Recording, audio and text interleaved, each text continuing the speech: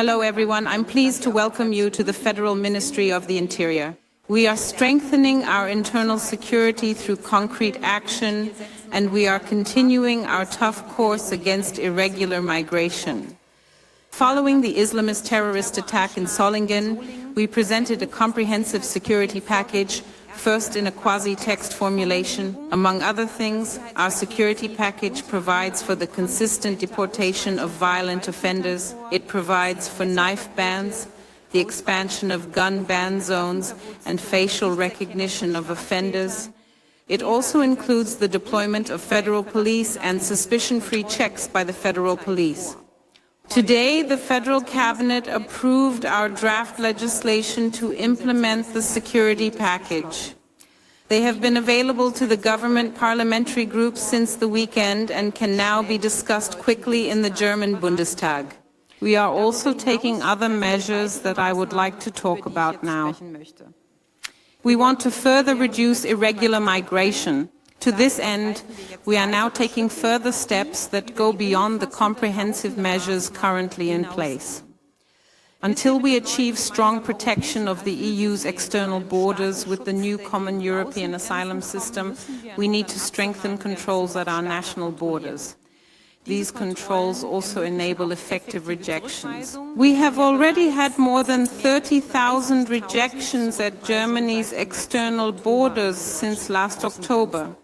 We will therefore extend our temporary internal border controls to all German land borders. I have ordered this today and have already notified the EU. This serves to further limit irregular migration and to protect against the acute dangers posed by Islamist terrorism and through serious crime. We are doing everything we can to better protect people in our country against this. This includes the far-reaching measures that I am now taking. I would like to thank the officers of the Federal Police for their outstanding work at Germany's internal borders, but also at airports and railway stations. I think the coalition has also done this with the 1,000 additional posts that the Federal Police are getting.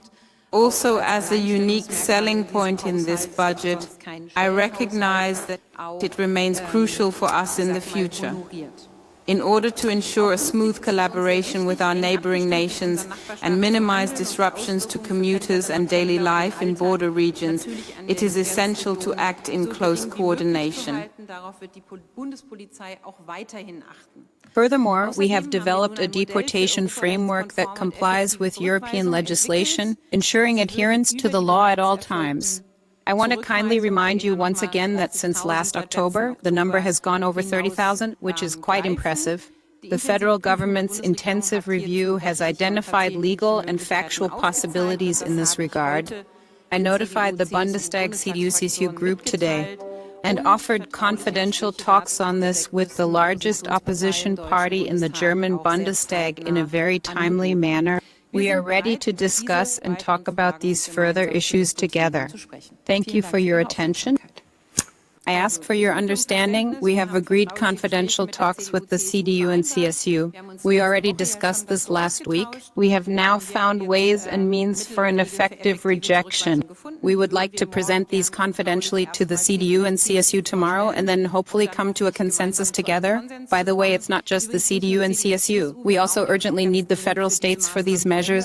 That is why the federal states will also be at the table tomorrow in the form of the chairing state of Hesse and the deputy state of Lower Saxony. And I would like to thank you very much for giving us the opportunity to do this. As I mentioned, these are private discussions. I won't say anything about the legal options until I've presented it to the others. These are the same measures that we are now taking with the Czech Republic, Poland, Austria, and Switzerland. We will also do this for France, Belgium, Luxembourg, the Netherlands, and Denmark. So that will be an extension, which means we will also reject there. This means that the rejection numbers will rise solely due to this measure. We have already had border controls since the beginning of the year, and this will now be extended. I have consistently stated that the increase in numbers is something we cannot tolerate. Last year, we did not accept this, so we implemented extensive border checks in October and took additional actions. We have also brought about significant legal changes to deportations and returns.